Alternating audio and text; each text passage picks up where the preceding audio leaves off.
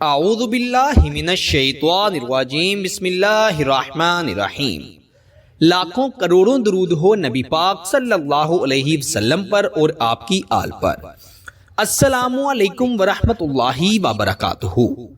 Daily Urdu وظائف کے پیارے دوستو، آج آپ کو ماہ رمضان المبارک کے چاند کا بڑا طاقتور بڑا مجرب وظیفہ بتاؤں گا۔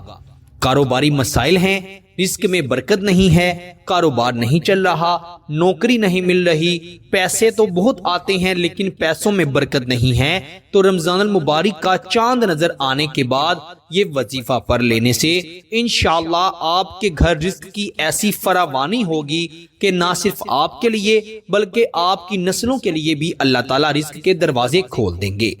میرے پیارے بھائیوں اور میری بہنوں، رزق کی وجہ سے اگر کوئی بھی بھائی کوئی بھی بہن پریشان ہے تو رمضان المبارک کے چاند نظر آنے کے بعد یہ وظیفہ ضرور پڑھے۔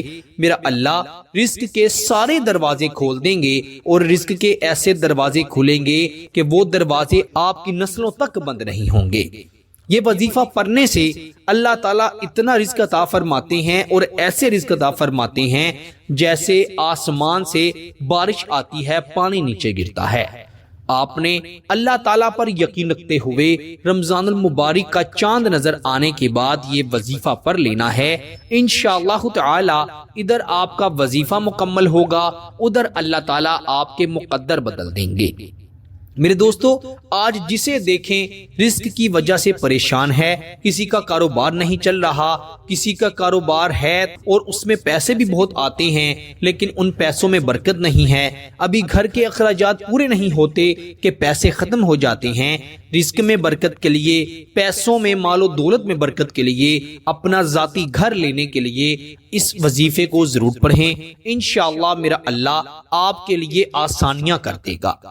میرے پیارے دوستو، اس وظیفے کو صرف اور صرف آپ نے جب رمضان المبارک کا چاند نظر آ جائے، آپ خود چاند کو دیکھ لیں یا چاند نظر آنے کی خبر آپ تک پہنچ جائے تو آپ اس وظیفے کو پڑھ لیجئے گا۔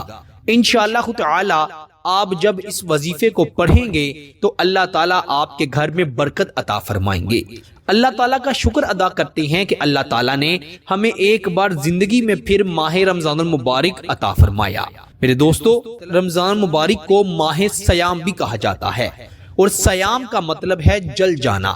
اللہ تعالیٰ اس بابرکت مہینے میں مومنوں کے گناہوں کو معاف فرما دیتے ہیں، جلا دیتے ہیں، تو اسی لیے آپ اس کے شروع میں ہی اللہ تعالیٰ سے یہ وظیفہ پڑھ کر رزق میں برکت مانگے۔